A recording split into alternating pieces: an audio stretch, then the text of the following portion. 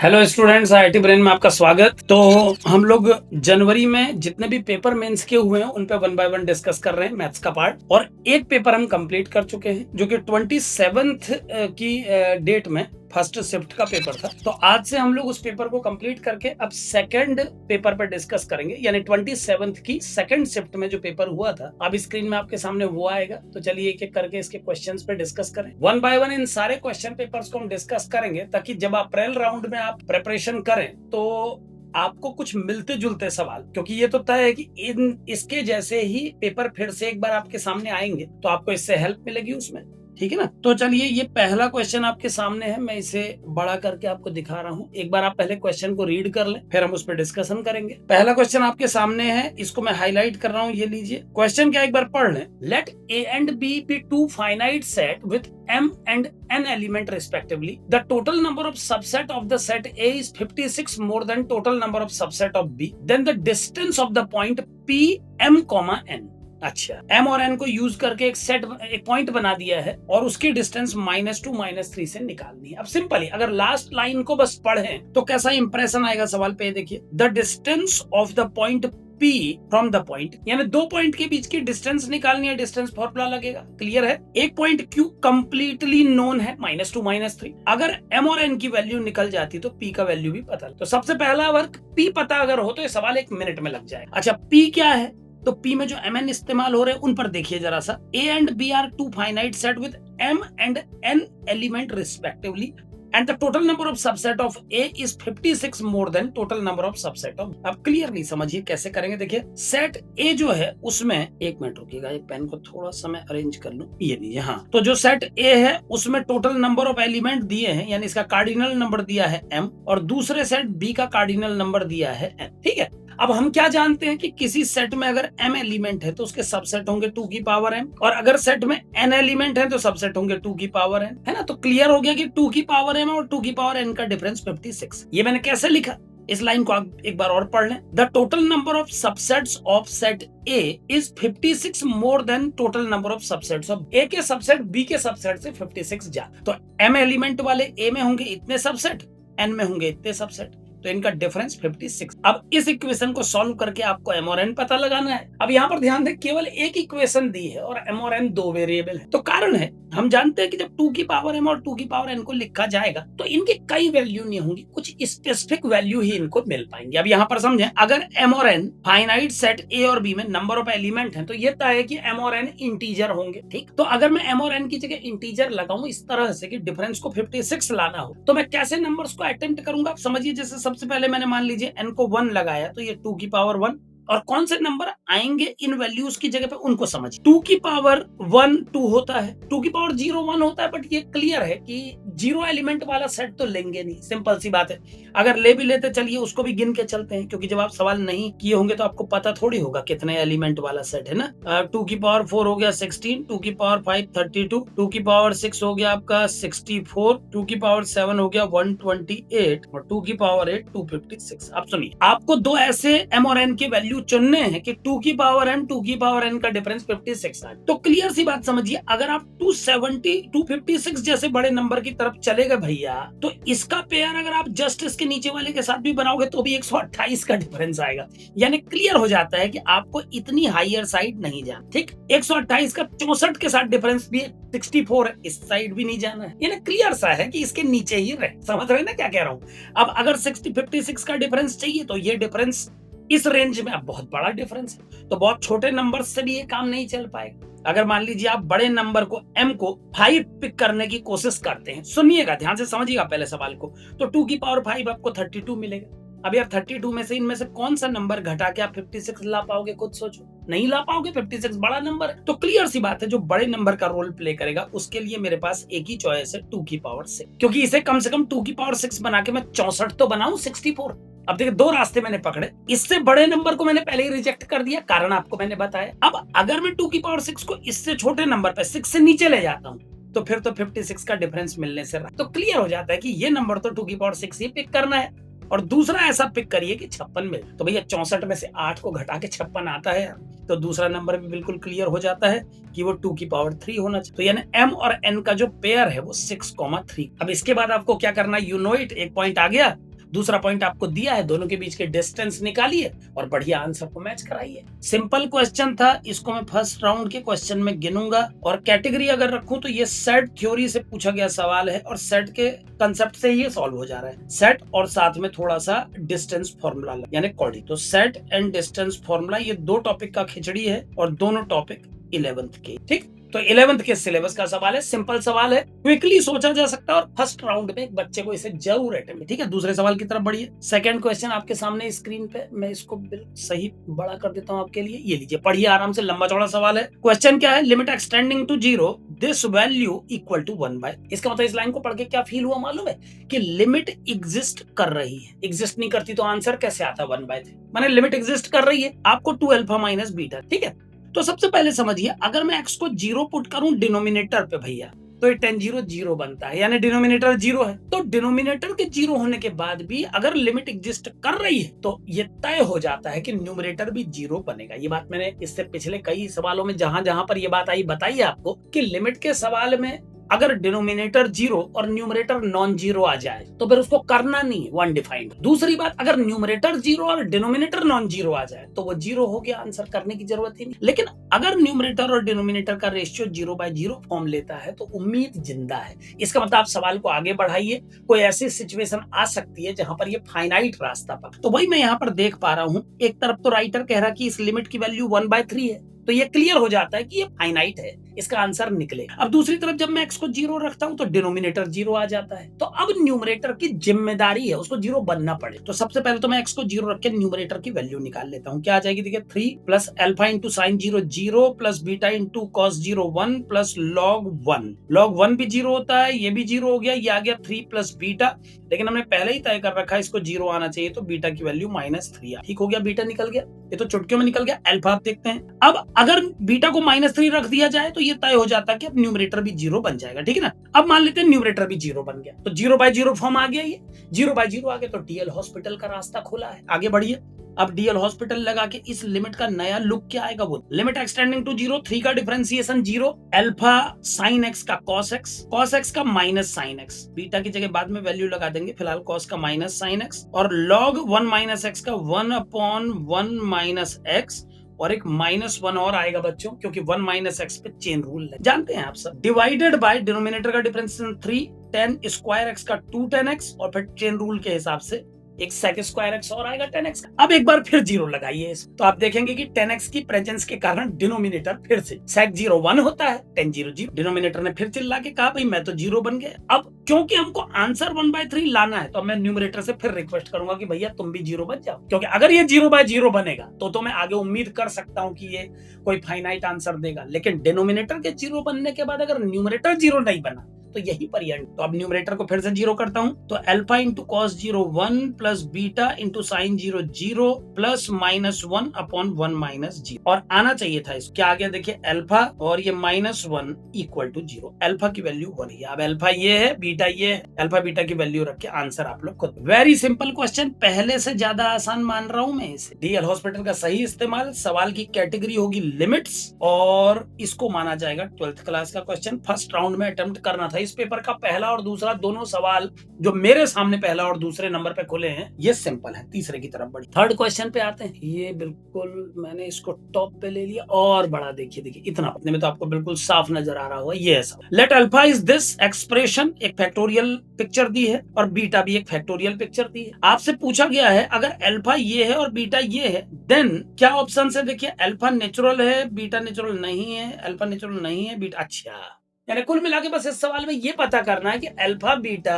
दोनों जो हैं वो नेचुरल नंबर हैं या नहीं। ठीक है ना, अब क्योंकि ये दिखाई दे रहा साहब कि अल्फा और बीटा में 0 कोई नहीं है और ये है पॉजिटिव, तो बस हमें ये पता कर लेना कि इनकी वैल्यू इंटीग्रल है या। अब ऐसा सवाल पूछा है तो एक बार इस अल्फा को ओपन करके देख लेते हैं, आखिर इसके अंदर क्या खास बात छुपी है जो इस तरह की बात राइटर पूछ रहा है। तेजी से करिएगा, सिंपल सवाल ही लग रहा है। अब फर्स्ट राउंड के लायक है कि नहीं अभी बता देता हूं, पहले एक बार खुद करके देख लूं। 4 का फैक्टोरियल जो ऊपर लिखा है वो है आपका 24 का फैक्टोरियल ऊपर लिखा हुआ है, और नीचे लिखा है 4 का फैक्टोरियल की पावर 3 फैक्टोरियल, 3 फैक्टोरियल 3 फैक्टोरियल 6 हो गया, तो डिनोमिनेटर पे 4 फैक्टोरियल 6 बार लिखा हुआ है। ठीक है, ये समझ लो ऐसे। अब सुनो ध्यान से, एक बड़ी खास बात इसमें नजर आई है, न्यूमरेटर पे 24 देख रहे हो आप और डिनोमिनेटर पे 4 4 4 4 4 4 6 बार, और 6 बार अगर 4 आए तो 6 चक्को 24, यानी न्यूमरेटर का नंबर और डिनोमिनेटर के सारे नंबर का सम है। इसका मतलब समझते हैं आप? इसका मतलब ये हुआ सिंपली कि ये परमुटेशन कॉम्बिनेशन के फॉर्मूले जैसा लुक दे। अगर आपको याद हो तो जब हम किसी नंबर से डिफरेंट नंबर्स बनाते हैं जिसमें कुछ नंबर रिपीट हो रहे होते हैं, तो उसके लिए हम इसी तरीके के फॉर्मूले देते हैं, सारी पॉसिबिलिटी निकाल, है ना। आप गौर करें, अल्फा का value 24 factorial upon 4 factorial 4 factorial 4 4 4 4 लिखा है। तो इसको देख के ऐसा लग रहा है जैसे 24 अल्फाबेट वाला कोई बहुत बड़ा वर्ड है जिसमें 6 लेटर इस्तेमाल हुए हैं और हर लेटर 4-4 बार। आप मेरी बात समझने की कोशिश करें। अगर हमारे सामने ऐसा सवाल रख दिया जाए कि एक वर्ड है जिसमें 4 बार ए आ रहा है, 4 बार बी आ रहा है, 4 बार सी, 4 बार डी, 4 बार ई, समझ लीजिए, पूरा ही समझ लीजिए, 4 बार ई और 4 बार एफ आ रहा है, आगे लिख देते, ठीक है ना। ध्यान से सुनिएगा, 4 4 8 4 12 4 16 4 20 24, इसी एग्जाम्पल पे समझा दे, ठीक है। अब आपसे कहा कि ये जो 24 लेटर आपके सामने है भगवान, इनसे आप वर्ड्स बनाइए। तो आप देख पा रहे हैं इसमें हर लेटर 4-4 बार आ रहा है। तो जब आप परमुटेशन कॉम्बिनेशन में इससे वर्ड्स बनाएंगे तो कितने वर्ड्स बनेंगे? 24 का फैक्टोरियल अपॉन जो जितनी बार। तो इस प्रकार का फॉर्मूला तो आपने देखा है ना भाई। ऐसा फॉर्मूला जब वर्ड्स बनाने के लिए हम इस्तेमाल करते हैं तो खुद सोचो यार, वर्ड्स की संख्या कभी फ्रैक्शन में आ सकती है? वर्ड्स तो हमेशा इंटीजर में ही आएंगे ना। अगर कोई मुझसे कहेगा भैया एक लेटर आपको देता हूँ, ललित ही दे दो, मेरा ही नाम दे दो, LALIT, इससे कितने वर्ड्स बन सकते हैं आगे पीछे करके, मीनिंगफुल या मीनिंगलेस, बताइए। तो आंसर ये थोड़ा ना निकल जाएगा, सर इससे तो 12.5 वर्ड बन रहे हैं, इससे तो 13.25 वर्ड बन रहे हैं। वर्ड तो हमेशा इंटीग्रल ही बने। तो क्योंकि इस अल्फा की वैल्यू में मैंने एक खास बात देखी है, इसके न्यूमरेटर पे 24 लिखा है और डिनोमिनेटर के सारे नंबर जोड़ के भी 24 आ रहा, तो ये तय है कि ये परमुटेशन कॉम्बिनेशन के क्वेश्चन की तरह परफॉर्म करेगा और परमुटेशन कॉम्बिनेशन के हर क्वेश्चन का आंसर इंटीजर में आ। तो ये तो एक नेचुरल नंबर, ये सम इसके बराबर होने की वजह से मैं क्लियरली डिसाइड कर। अब देखते हैं बीटा जो लुक दे रहा है उसका क्या मतलब है। बीटा का वैल्यू दिया 5 फैक्टोरियल का फैक्टोरियल 5 फैक्टोरियल 120 होता है, ये याद हो जाता है, आप लोग भी याद रखें। तो 5 फैक्टोरियल हो गया 120, 120 का फैक्टोरियल न्यूमरेटर। हाँ अक्षय कुमार बोलिए। हाँ तो ये 120 फैक्टोरियल ऊपर आ गया, नीचे 5 फैक्टोरियल 4 फैक्टोरियल बार है, तो इसको आप 5 फैक्टोरियल कितने बार लिख सकते हो? 4 फैक्टोरियल माने 24 टाइम, क्योंकि अगर 4 फैक्टोरियल का मतलब हो गया 24, यानी 5 फैक्टोरियल 24 बार आ रहा है। अब फिर से देखिए, न्यूमरेटर पे 120 फैक्टोरियल, डिनोमिनेटर पे 5 फैक्टोरियल है 24 बार, और 24 बार अगर 5 जोड़ा जाएगा तो 120। तो ये फिर से परमुटेशन एक कॉम्बिनेशन के क्वेश्चन का लुक दे रहा है, तो सिद्ध होता है कि ये भी एक नेचुरल नंबर है। तो अल्फा बीटा दोनों ही इस सवाल में नहीं। तो इस सवाल को बनाने के पीछे बस पर्पज ये रहा होगा कि आप कंक्लूड करें कि ये परमुटेशन कॉम्बिनेशन का कोई फॉर्म है या नहीं। अच्छा भाई, अच्छा न्यूमरेटर कैसे आए ये पूछो, 1 मिनट बता रहा हूँ, बस आपको बता देता हूँ मेरे दोस्त। देखिए गौर से देखिएगा, ये 4 फैक्टोरियल जो है ये 4 गुणा 3 गुणा 2 गुणा 1 यानी 24। तो बेटा इसको मैंने 24 का फैक्टोरियल लिख दिया है, अंदर वाले 4 फैक्टोरियल को सॉल्व कर दिया ना, और डिनोमिनेटर पे मैंने इस 3 फैक्टोरियल को लिख दिया। तो 1 2 3 4 5 6 बार आया, अंदर वाले को बस सॉल्व किया। तो वो सर हाउ 120 केम दिया। अच्छा 120 कैसे आया ये भी देख लीजिए। ये जो 5 का फैक्टोरियल है मेरे भाई, ये 5 4 3 2 1, तो 5 को 20 7 दूनी 120। तेरे पूछने से तो मुझे डर लग गया, मैंने कहा 5 का फैक्टोरियल 120 कहीं मैंने गलती से तो नहीं लिख दिया।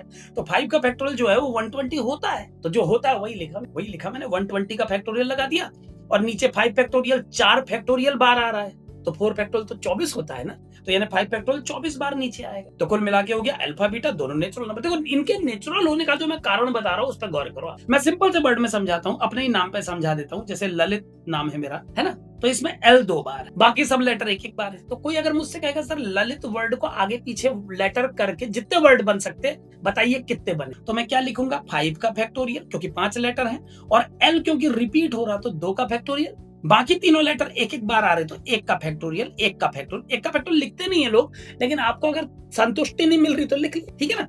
तो ये 5/2 1 1 1। अब जरा जोड़ के देखो तो डिनोमिनेटर के सारे नंबर जोड़ के 5 आएगा, 2 3 4 5। तो मेरे कहने का मतलब ये है कि अगर न्यूमरेटर का वैल्यू और डिनोमिनेटर के सारे नंबर का सम बराबर आ रहा है तो ये परमुटेशन कॉम्बिनेशन का क्वेश्चन बन गया है। और परमुटेशन कॉम्बिनेशन के हर क्वेश्चन का आंसर एक वैल्यू आती है, एक न्यूमेरिकल नंबर, ठीक है ना। तो न्यूमेरिकल नंबर था, इसीलिए यहाँ पर हमको जो है ऊपर 24 दिया और नीचे 4 4 6 टाइम्स, तो इन सबको जोड़ के भी 24 आया, इसलिए मैं कॉन्फिडेंटली बोल पा रहा हूँ कि अल्फा नेचुरल नंबर होगा। और यहाँ भी 5 5 24 बार जोड़ के 120, ऊपर भी 120, ये भी नेचुरल नंबर हो, ठीक है ना।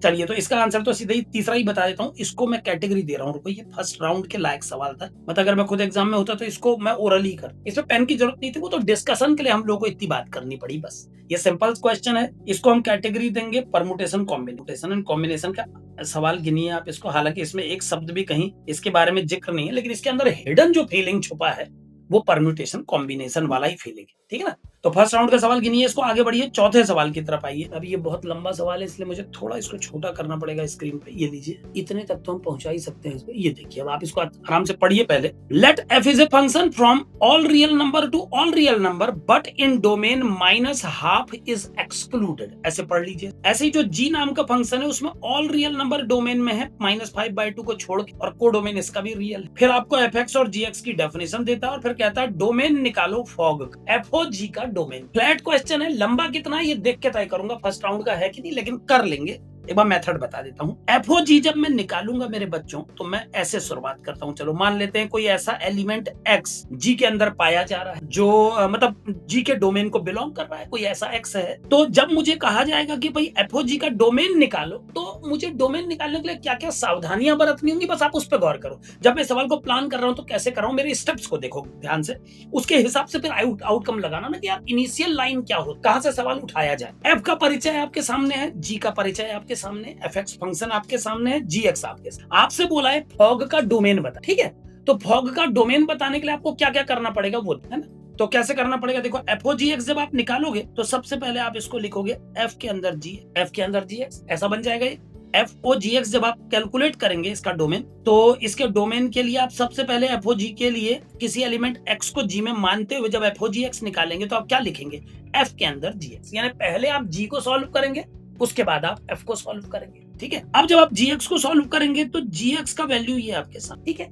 तो जी एक्स के फाइनाइट होने की रिक्वायरमेंट सबसे पहली रिक्वायरमेंट है, समझते जाना क्या क्या कह रहा हूं। एफ एक फंक्शन है ऐसा, जी एक फंक्शन है ऐसा, और इनको डिफाइन किया गया है ऐसे, एफ एक्स इस तरह से, जी एक्स इस तरफ से, और आपको बताना है डोमेन क्या होगा, एफ ओ जी। तो एफ ओ जी एक्स को निकालने के लिए आपने एफ के अंदर जी एक्स लिखा। अब जी एक्स आपका फंक्शन जो है वो, ठीक है। इस जी एक्स को सबसे पहले फाइनाइट होना होगा, नहीं तो यहीं पर से मीनिंगलेस की शुरुआत हो जाएगी। तो जी एक्स को डिफाइन होने के लिए इसके डिनोमिनेटर का नॉन जीरो होना जरूरी है। पहला स्टेप समझिए कि जो जी एक्स का डिनोमिनेटर है उसे नॉन जीरो बनाना मेरी पहली ड्यूटी, यानी पहला रेस्ट्रिक्शन मैंने लगा दिया, x should not be equal to -5/2। यानी जब कभी फॉग का डोमेन बनेगा तो फॉग के डोमेन पर पहली शर्त ये लगेगी कि भैया अपने डोमेन में -5/2 को मत आन देना, नहीं तो डोमेन एक ऐसी वैल्यू को इंसर्ट करा लेगा अपने में जिसके लिए फॉग डिफाइन करना मुश्किल हो जाएगा, क्योंकि एफ के अंदर जी एक्स जैसे ही बैठेगा सब कुछ अनडिफाइंड हो जाएगा, ठीक। अब मान लीजिए इस शर्त को इस फंक्शन ने मान लिया, कहा ठीक है सर हम -5/2 को रिजेक्ट करते हैं। अब जो रियल नंबर बचे हैं, इसके अलावा जितने भी रियल नंबर है उनको लेके हम आगे बढ़े। हमने जी एक्स से कहा तुम अपनी वैल्यू बताओ क्या लगेगी यहाँ पर, तो जी एक्स की वैल्यू आप देख ही पा रहे हैं, एक्स मॉड +1 अपॉन 2x + 5। अब ये सवाल इस स्टेज पर पहुंच गया, ठीक है। अब एफ से हमने इसको कहा ऑपरेट होने, हमने कहा भाई एफ इसकी वैल्यू बताओ। तो फंक्शन एफ क्या है, पहले एक बार उसका परिचय ले लो। एफ फंक्शन ये कह रहा है कि किसी भी एक्स की इमेज में इस तरह से बनाऊंगा 2x + 3 अपॉन 2x + 1। तो इसी कंसेप्ट को यूज करके अगर इस वैल्यू के ऊपर एफ किया जाए तो एफ एस की वैल्यू क्या आ जाएगी, एफ एस की वैल्यू आ जाएगी 2 टाइम्स ये वैल्यू, 2 टाइम्स ये value +3 upon 2 times same value +1, कुछ ऐसा बन जाएगा। समझे बात को, क्या किया मैंने, समझिए। एफ एक्स की वैल्यू मैंने इस तरह से पुट कर दी इसमें, ठीक है। अब जो बोलूंगा ध्यान से सुनना, ये तो आपने लगा दी, चलिए ठीक है। अब इसको सॉल्व करके कुछ ना कुछ आ जाएगा, इस स्टेप के आगे हमको जाने से मतलब नहीं है, क्योंकि भाई कुछ ना कुछ तो आ ही जाएगा। इसका एलसीएम लेके सॉल्व करेंगे, आगे हमको इससे कुछ चाहिए नहीं, हमें तो डोमेन जानना है बस, ठीक है। तो एफ ने इसको अप्लाई करके ऐसा बना दिया। लेकिन अगर आप एफ फंक्शन को यहां पर देखें बच्चों, तो एफ ने पहले ही मना किया था कि मेरे डोमेन में -12 नहीं आना चाहिए, यानी एफ कह रहा मेरे डोमेन में मतलब मैं इनपुट के रूप में -12 को नहीं ले पाऊं। लेकिन आपने यहां पर तो एफ के अंदर इतने क्रांतिकारी फंक्शन को रखा हुआ है, इसका मतलब दूसरी रेस्ट्रिक्शन ये लग गई कि ये जो भी आपने एफ के अंदर इनपुट के रूप में इस्तेमाल किया है ये वैल्यू, इसको -12 बनने से रोको आप, क्योंकि एफ कह रहा मेरे डोमेन में -12 के लिए कोई जगह नहीं है। अब फिर से सुनिए, हमें एफ ओ जी का डोमेन नहीं, हमने एफ ओ जी एक्स को एक्सपेंड किया, एफ के अंदर जी एक्स आया, क्योंकि एफ के अंदर जी एक्स आया है तो पहले जी एक्स को बचाना जरूर, हमने जी एक्स पे रेस्ट्रिक्शन लगा दी। हमने कहा gx तुम -5/2 इस्तेमाल मत करना, क्योंकि gx पहले ही बोल रहा था -5/2 मेरे डोमेन में नहीं। तो यहाँ पर भी इसके डिनोमिनेटर को 0 से कंपेयर करके हमने देखा कि -5/2 पे रोक लगाना जरूरी है, ठीक हो गया। उसके बाद हमने fgx में gx की वैल्यू पुट कर, अब ये f के अंदर बैठ, तो f से हमने पूछा तुम्हारा कोई रेस्ट्रिक्शन, तो f क्या कह रहा है कि -12 को इनपुट में मत लीजिए, यानी f के अंदर बैठे हुए नंबर को इस एक्सप्रेशन को -12 नहीं बनना चाहिए, क्योंकि f कह रहा मेरे डोमेन में -12 नहीं आ सकता है, तो हमने इसको -12 बनने से बना। अब यहाँ पर देखो इसके आगे, अगर x पॉजिटिव तो फिर ये मॉड लगाने की जरूरत क्या भैया, मॉड को फिर तो ओपन कर दो, अगर x पॉजिटिव है तो मॉड हट के ऐसा बन गया है ना। और अगर ये पॉजिटिव आ गई तो अब 2x + 5 को यहाँ 2 को वहां भेज दो, तो 2x + 2 is not equal to -2x - 5, यानी 4x is not equal to -7, x is not equal to -7/, यानी अगर x पॉजिटिव है तो x को -7/4 नहीं होना चाहिए, तो मैं इसे रिजेक्ट करता हूं, क्योंकि जब आपने पहले ही कसम खा ली कि x पॉजिटिव तो फिर -7/4 आप कहोगे ही क्यों, इसका मतलब पॉजिटिव नंबर कह रहे हैं हमें कोई, यानी मैं f के डोमेन में सारे पॉजिटिव नंबर एक्सेप्ट। फिर से सुनिए, x जब पॉजिटिव है तो हमने पता लगाना चाहा कि इस कंडीशन से हमें क्या मिले, तो ये कंडीशन क्या बोलती है सुनिए ना, ये कंडीशन कह रही है x को -7/4 मत बनने देना। तो भाई हम क्यों बनने देंगे, हम तो पहले ही बोल रहे हैं x पॉजिटिव है, अगर x पॉजिटिव है तो -7/4 तो वैसे भी नहीं बनेगा। It means all positive numbers are accepted by f। Sorry, अब अगर x नेगेटिव है तो उसको भी देखो बगल में, पेन का कलर चेंज करके बता देता हूं, अगर x नेगेटिव है तो x के नेगेटिव होने पर ये जो मॉड है ये माइनस बन के खुलेगा, तो -x + 1 upon 2x + 5 is not equal to minus, और सॉल्व करके ये बनेगा -2x + 2 is not equal to -2x - 5, ये कट गए, ये तो नॉन वैलिड कंडीशन आ गई। 7 इज नॉट इक्वल टू 0, तो भैया 7 नॉट इक्वल टू 0 ये तो सदियों से सच है, इसका मतलब नेगेटिव वैल्यू में भी किसी वैल्यू से इस फंक्शन को आपत्ति नहीं। अब पूरी कहानी क्या बनी सुनिए, जब एफओजी सॉल्व किया गया तो जी की तरफ से पहले ही एक रेस्ट्रिक्शन आया था कि भैया -5/2 को मौका मत दीजिए, फिर हमने ठीक है अलाउ करके आगे बढ़े, तो एफ से जब पूछा गया कि तुम्हारा क्या कंडीशन है, उसने कहा सर इस अंदर वाले टर्म को -12 मत बनने देना। तो मैं ये बताना चाहता हूं कि आप एक्स की जगह कुछ भी लगा दो, ये -12 कभी बने, तो क्योंकि ये -12 कभी बन ही नहीं सकता, तो बाबा इसका मतलब इस रेस्ट्रिक्शन के अलावा और कोई भी रेस्ट्रिक्शन नहीं। तो डोमेन क्या हो गया फॉक का, all real numbers accept this -5, यानी थर्ड को आप एक ऑप्शन के रूप में पिक कर, क्वेश्चन के लिए थर्ड ऑप्शन के रूप में आ जाएगा, ठीक है ना। इस तरह से आप इसको कर पाएंगे, इस क्वेश्चन को इस तरह से सॉल्व, ठीक है। चलिए, तो ये क्वेश्चन का आंसर थर्ड आना चाहिए, लेकिन ठीक है 2 बार, वैसे देखा जाए तो लंबा सवाल नहीं मान सकते हैं, क्योंकि स्टेप केवल 2 ही थे। अगर आप स्टेप्स गिने तो मैंने क्या क्या किया उन स्टेप्स पे, ये सबसे पहले मैंने, क्योंकि एफओजी में अंदर का फंक्शन gx था, तो मैंने gx से पूछा कि भाई किसको मना करूं, उसने -5/2 का नाम ले लिया। फिर जब फंक्शन f में बदला तो f के अंदर के एक्सप्रेशन से मैंने पता लगाया कि तुम -12 कब बनोगे, उसने कहा मैं कभी नहीं बन, इतने में ही सवाल। तो अगर वैसे देखा जाए तो you can consider it as a question of first round, simple था, बहुत लंबा नहीं था। और ये सवाल किस थीम से आया वो समझिए, ये domain and function, domain and range लिख देता हूं, मतलब फंक्शन वाले चैप्टर से, और ये 12th क्लास के क्वेश्चन में गिरा, ठीक है ना।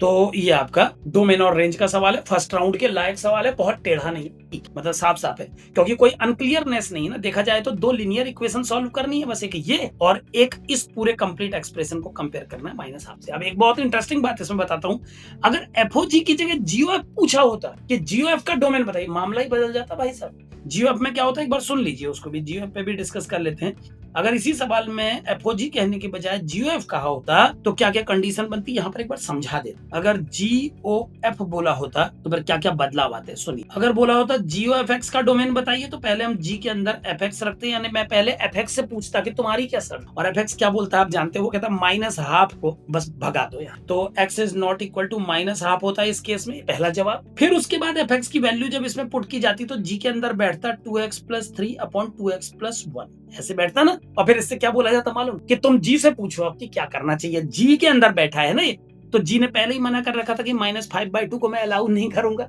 यानी मैं इससे यही कंडीशन बोलता कि भैया 2x + 3 अपॉन 2x + 1, तुम -5/2 मत बनना बस। और अगर मैं इसको सॉल्व करता तो क्या आता, देखो 4x + 6 is not equal to -10x - 5, देखते जाना मैं मिस्टेक ना करूं, और 14x is not equal to -11, x is not equal to -11/14, x is not equal to -11/14। तो इस जी ने भी देखिए अपनी रेस्ट्रिक्शन बता दी कि मुझे -11/14 मत बनाना, -11/14 में नहीं बन, यानी कि जब जी से पूछा, जीओएफ में एफ से पूछा गया तो उसने कहा -12 पे रोक लगा दीजिए, और जब जी से पूछा गया तो उसने कहा -11/14 को मौका मत दीजिएगा, क्योंकि ये गड़बड़ कर। तो अगर ये सवाल जीओएफ में पूछा होता तो दो दो वैल्यू पे रोक लगती, दो दो वैल्यू पे रोक लगती, इसको भी रिजेक्ट करना पड़ता है। इसको तो समझिए, क्योंकि हम डिस्कशन करते हुए चल रहे हैं तो किसी सवाल से और क्या क्या बन सकता है उस पर बात कर, ठीक है ना। तो सवाल इन्होंने एफओजी पे पूछा था, इसका जवाब तो पहले ही आ गया, लेकिन अगर जीओएफ पे पूछा होता तो फिर हम इस तरह से दो आंसर रिजेक्ट करके रियल नंबर में से एक नया डोमेन क्रिएट करें। यानी क्लियर बता रहा हूं, एफओजी का जो डोमेन होगा वो जीओएफ का डोमेन नहीं होगा, दोनों के डोमेन अलग, ठीक है ना। चलिए, तो फोर्थ क्वेश्चन को फर्स्ट राउंड का माना है मैंने, डोमेन और रेंज का सवाल है 12, ठीक है। आगे बढ़ते हैं फोर्थ क्वेश्चन के बाद फिफ्थ क्वेश्चन पे आइए। और बड़ा कर दूं, पूरा थ्योरी में लिखा हुआ सवाल है और जबरदस्त पढ़ना पड़ेगा, पढ़ाई कराने के लिए है। अगर वैसे सिंपल ही लग रहा, प्रोबेबिलिटी का सिंपल सवाल है क्या, अर्न वाला सवाल बस सिंपल ही होता है फॉर्मली। 11th वाली प्रोबेबिलिटी पार्ट से है क्या, एक बार पढ़ लेते हैं अच्छे से। An urn consist of 6 white and 9 black balls, 2 successive draws of 4 balls are made without replacement. अच्छा, चार चार बॉल दो बार निकाली है विदाउट रिप्लेसमेंट, बॉल जो निकल गई उसको रखना नहीं है। The probability that the first draw gives all white balls and the second draw gives all, है ना। यानी कि एक थैले में आपको 6 व्हाइट और 9 ब्लैक बॉल दी है, आपको 4 बॉल ड्रॉ करनी है पहले, उसके बाद 4 और ड्रॉ कर, और ये उम्मीद करनी है, आपको प्रोबेबिलिटी बतानी है इस बात की कि पहले 4 ड्रॉ व्हाइट निकले और सेकंड ड्रॉ में सारी की सारी ब्लैक। सिंपल क्वेश्चन है, मुझे लगता है वो 10 सेकंड और मुझे देंगे तो मैं इसका जवाब आपको बता देता हूँ। देखिए, 6 व्हाइट बॉल है, 9 ब्लैक बॉल है, टोटल बॉल है 15। आपको मौके कितने दिए जा रहे हैं, 2 सक्सेसिव ड्रॉ है, 4 बॉल एक बार निकालोगे, जो निकल गई वो डालनी नहीं है वापस, और उसके बाद 4 बॉल और निकालनी है। वैसे सीधे ये भी बोल सकते थे कि 8 बॉल निकालनी है, और आपको प्रोबेबिलिटी इस बात की बतानी कि जो पहली 4 निकले वो व्हाइट निकले और जो अगली 4 निकले वो ब्लैक, तभी उसने फर्स्ट 4 अलग और सेकंड 4 अलग कर दिया। एक बार फिर पढ़िए इसको। The probability that the first draw of 4 balls all white balls will come out from the urn और second draw gives all the black. तो कैसे करेंगे, देखिए, सबसे पहली बॉल जब आप पिक करेंगे तो उसमें आपको व्हाइट चाहिए ना, तो 6/15 होगी, 6 व्हाइट है। अब एक व्हाइट निकल गई तो व्हाइट बची 5 और टोटल बॉल 14, तो 5/14, उसके बाद 4/13, उसके बाद 2/12, निकल गई व्हाइट पूरी। अब थैले के हालात क्या हैं सुनिए। अब थैले में व्हाइट बची है 2 केवल, ठीक है, और ब्लैक पूरी 9 की 9 भी बाकी है। अब बची है 11 और अब आप ब्लैक का राउंड लगा रहे हैं, आपका एक कंप्लीट ड्रॉ कंप्लीट हो गया, 4 बॉल निकाल, लेकिन जो बॉल निकल गई उसको दोबारा थैले में नहीं डालना है। तो अब आपके पास टोटल बॉल बची है 11 और ब्लैक है 9, तो अगली ब्लैक निकलने की प्रोबेबिलिटी 9/11, उसके बाद 8/10, उसके बाद 7/9, उसके बाद 6/, है। और अब बस सॉल्व करने की बारी। देख लेते हैं एक बार, 8 से 8 कैंसिल, 9 से 9 कैंसिल, और 5 2 जा 10 कैंसिल, और भी कई कटेंगे भैया, 6 6 जा 36 को भी काट सकते हैं, लेकिन अभी रुक जाओ। 6 2 जा 12, 2 जा 4, ये भी कट गया। 2 7 जा 14, कोई बचा भी है, सब कटते जा रहे हैं। न्यूमरेटर पे 7 और 6 लहरा रहे हैं ऊपर, और नीचे 15 7 भी गया लगता है, इतना 7 से 7 भी गया, और 15 3 5 जा 3 2 जा 6, यानी न्यूमरेटर पे 2 टाइप आ रहा है ना, 2 ही बचा न्यूमरेटर, या कोई और बचा, देखें जरा एक बार। An urn consist of 6 white and 9 black balls, 2 successive draw of 4 balls are made without replacement. The probability that first draw all white balls and second draw all black. तो 6/15, 5/14, 4/13 और 2/12 लिख दिया मैंने, यहाँ पर मुझसे मिस्टेक हो गई, इसको 3/12 लिखना चाहिए था, क्योंकि न्यूमरेटर में किसी भी ऑप्शन के 2 है ही नहीं, तो उसे पकड़ में आ रहा है कि कहीं पर जल्दीबाजी में गड़बड़ हुई है। एक बार फिर देख लीजिए, 6 5 4 3 लिखना था मुझे ना, मैं 2 लिख गया। चलिए एक बार मैं इसको एक काम करता हूँ, शुरू से पूरा ही लिख देता हूँ ना, एक बार पूरा ही लिख देता हूँ आपके लिए दोबारा, क्योंकि मुझे नहीं लग रहा है इसमें ज्यादा टाइम लगेगा, 10 सेकंड का ही काम है। 6 5 4 3 पहले ही लिख देते, और नीचे रहेगा 15 14 13 12, ठीक है।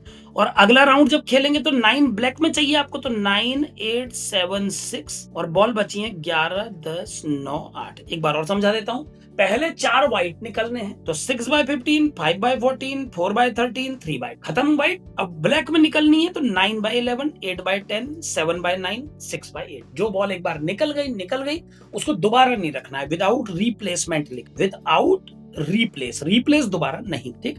अब देखिए जरा सा, जो कैलकुलेशन में एरर आया था उसको ठीक कर लेते हैं। 14 यहाँ पर है और ये सच 42, तो 14 7 से 2 बार कटेगा, ये 3 बन जाएगा, उसके बाद 4 3 12, तो अभी भी कट रहा है, और ये 5, अरे एक सेकंड रुकिए, ये क्या हो गया, हाँ ये 5 2 जा 10 और 6 3 2 जा 6, 3 5 जा 15, 2 से 2 कैंसिल, ऊपर एक 3 बच रहा, सही है बिल्कुल।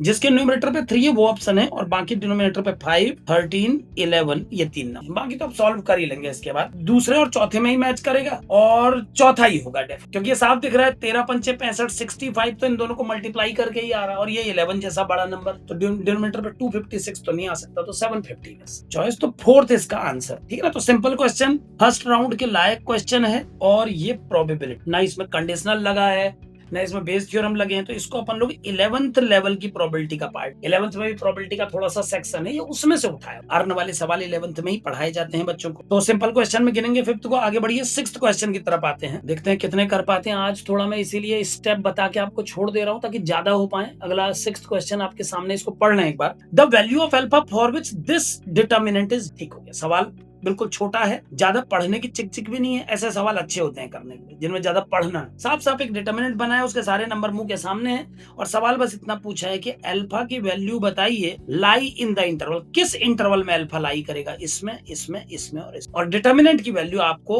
0 लानी है, ऐसा अल्फा पिक। सवाल बिल्कुल क्लियर है, सबने देख लिया होगा। The values of alpha for which this determinant is, ठीक है ना। अब कैसे डिटर्मिनेंट सॉल्व करेंगे, देखिए प्रॉपर्टी लगा के थोड़ा इजी बना लेता हूं तो सॉल्व करना आसान हो जाएगा। तो पहला ऑपरेशन में लिख लेता हूं, R1 रो को चेंज कर देता हूं R1 माइनस R2 से, ठीक हो गया। घटाने दीजिए अब मुझे, तो यहाँ एक 0 मिलेगा मुझे, 1 में से 1 घटा के 0 आएगा, और 3/2 में से 1/3 माइनस कर लेते हैं, 3/2 माइनस 1/3 तो ये हो गया 7/6, 3 3 9, 2 1 2, हाँ 7/6 आ गया ये वाला नंबर। और यहाँ पर आ जाएगा बच्चों, अल्फा से अल्फा कट जाएगा, ये भी 7/6, क्योंकि हाँ सेम नंबर है, मैं कंफ्यूज हुआ। 3/2, 1/3, 1/3 बिल्कुल। तो सेम जो डिफरेंस यहाँ पर आया वो यहाँ पर भी आएगा, यहाँ पर है 1, यहाँ पर है 1/3, यहाँ है alpha plus 1, then 2 alpha plus 3, 3 alpha plus 1, और ये बन गया डिटर्मिनेंट। ठीक है ना, आपको इस डिटर्मिनेंट की वैल्यू 0 के इक्वेट कर। एक प्रॉपर्टी और लगा देते हैं, इस बार की प्रॉपर्टी का नाम होगा C2 is change to C2 minus C, ठीक है।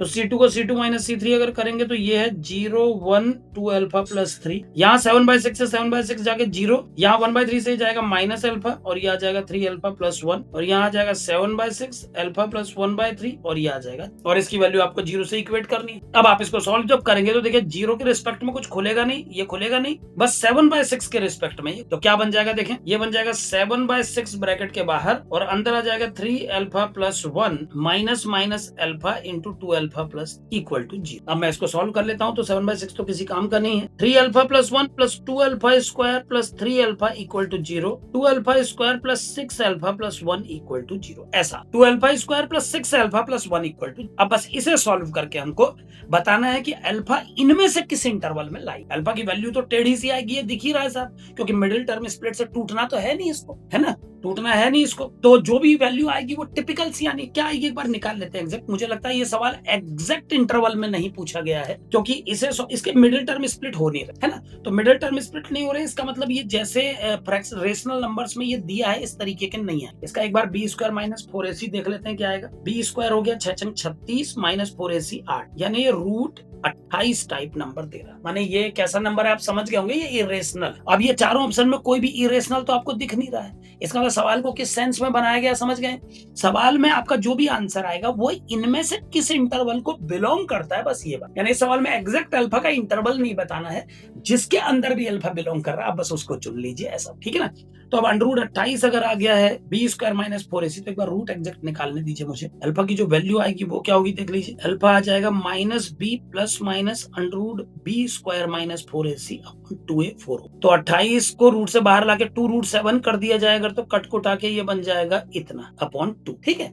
अब गौर करिएगा, अल्फा की दो वैल्यू आई हैं, एक आई है -3 प्लस रूट 7/2 और एक आई है -3 माइनस रूट 7/, ठीक। ध्यान देते रहिए, ये वैल्यू नेगेटिव है, ये साफ दिखाई दे रहा है, और ये जो दूसरी वैल्यू है, एक सेकंड रुकिए, ये भी नेगेटिव, क्योंकि रूट 7 का वैल्यू 2 पॉइंट कुछ होगा और 3 जो है उससे बड़ा है, उसके आगे माइनस। इसका मतलब क्या कंफर्म हो गया, अल्फा की दोनों वैल्यू नेगेटिव आ रही है। अल्फा की दोनों वैल्यू नेगेटिव आ रही है। अब अल्फा की दोनों वैल्यू अगर नेगेटिव आए तो एक बार इनकी वैल्यू का अप्रोक्सीमेट आइडिया लगाना पड़ेगा कि ये वैल्यू क्या आ रही है, एक मिनट में देख लेता हूँ। √7 का अगर अनुमान लगाया जाए तो 26 जस्ट 676 होता है। तो अगर मैं √7 को अप्रोक्सीमेटली 2.6 मानूं तो यह -3 प्लस 2.6 अपॉन 2 और दूसरी आ रही -3 माइनस 2.6 अपॉन 2, ये अप्रोक्सीमेट है, ध्यान रखिएगा। तो ये आ गया -0.2 बच्चों और ये वाला आ गया -2.8, 28 दूनी 26। तो जो दो वैल्यू आ रही है अल्फा की वो ये दोनों है। अब आइए मिला लेते हैं किस इंटरवल में, इसको मैं पूरा ही बता देता हूँ। -2.8 इस पहले वाले इंटरवल में तो नहीं आ पाएगा, आप समझ गए होंगे,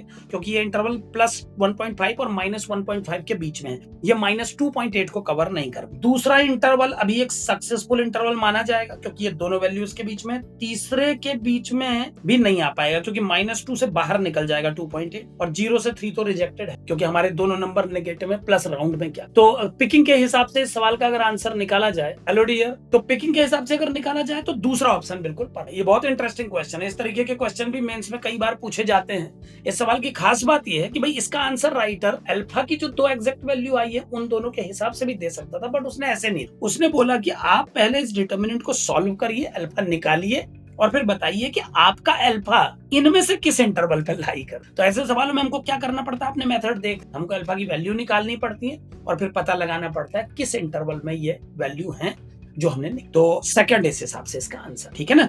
इसको मैं फर्स्ट राउंड का क्वेश्चन नहीं मानूंगा क्योंकि कैलकुलेट करवा रहा है ये सवाल बहुत। फिलहाल ये किस थीम का है वो मैं लिख देता हूँ, ये डिटरमिनेंट का सवाल है और 12th क्लास में ये टॉपिक आप पढ़, ठीक है ना। तो ये बाद के राउंड में करिएगा, सवाल को कठिन नहीं मान सकते, लेकिन सेकंड राउंड में करिए, फर्स्ट राउंड के लायक नहीं मानूंगा मैं इसको। फर्स्ट राउंड के लिए हमको ना बहुत अच्छे अच्छे सवालों की लिस्ट बनानी है, इसलिए मैं आप लोगों को कोई भी सवाल फर्स्ट राउंड का है नहीं बोल, जो सवाल बच्चा वाकई कर सके 1 मिनट के अंदर, मैं उसी का नाम। चलिए अगला क्वेश्चन देखिए एक बार, इसको पहले पढ़ लें आप। क्या लिखा है देखिए, alpha beta are the roots of this, 10वीं क्लास की याद आ गई ना। अल्फा बीटा इस इक्वेशन के रूट है, तो दो बातें जो 10वीं का बच्चा सुनते ही बोल देता है कि सर अल्फा बीटा को जोड़ के आएगा -b/a और अल्फा इंटू बीटा करके आएगा +c/a। तो अल्फा प्लस बीटा 1 आ गया, अल्फा इंटू बीटा -1। ये तो एक रूट थ्योरी में बेसिक सभी जानते हैं, 10th का स्टूडेंट भी जानता है। एंड दूसरी चीज दी है कि Sn = 2023 अल्फा n। अच्छा, 2023 और 24 का नाम लेना जरूरी होता है। हर साल आप ऐसा सवाल देखते होंगे जिसमें उस ईयर का नाम लेते हैं जिसमें परीक्षा होती है, तो ऐसा सवाल इस साल के लिए ये था। Alpha beta are the roots of this equation and Sn = 2023 alpha n + 2024 beta n। आपसे कहता है कि बताइए इनमें क्या सच है। ये 4 ऑप्शन आपके सामने बना के, अब गौर से बस जो चीज मैं देख पा रहा हूं इन ऑप्शंस में एक ही चीज है, इसमें S10, S11 और S12 का यूज किया गया है, जो पहली बात मेरे को नजर। शुरुआत कैसे करेंगे सुनिए, Sn दिया है और सारे ऑप्शन 10, 11, 12 में, तो फटाफट उनकी वैल्यू लिख लेता हूँ। S10 हो जाएगा 2023 अल्फा 10 + 2024 बीटा 10। S11 हो जाएगा 2023 अल्फा 11 + 2024 बीटा 11 और S12 आ जाएगा 2023 अल्फा 12 + 2024 बीटा। ये S10, S11, S12 आपके साथ, ठीक है, तीनों वैल्यू आपके सामने आ गई। अब कहता है बताइए इनमें से कौन सा ऑप्शन ट्रू है। अब ऐसे तो पता नहीं लग पाएगा,